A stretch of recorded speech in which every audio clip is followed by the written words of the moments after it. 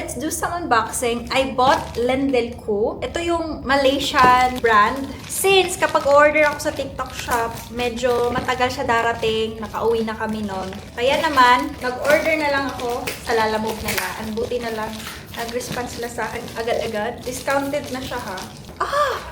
Kasi nakita ko siya doon sa TikTok event. Tapos ang ganda ng design nila. Kasi pwede siya pang office. And I've been looking for handle na hindi gaano kataas.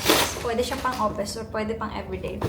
Ito yung brand Lendelku box. So I know the color already. Na-testing ko na tong color na to. The color I pick is maroon. See the material. Pwede to pang student, office, alam mo yun? Or casual, all around, party. Yeah, wala siyang arte.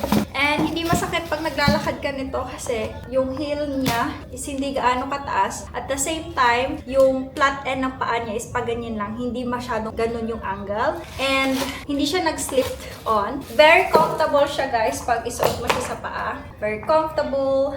And this is the other side. Actually, may heels din ako nung isa, pero sa mall ko yung nabili. Yung design nga lang nun, iba dito. Meron siyang slight garter, and then, ganyan na siya.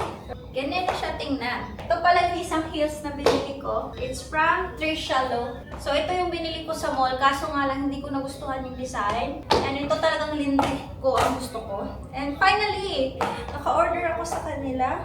I'm size 38. See? Diba? Ang ganda niya. And it is actually comfortable.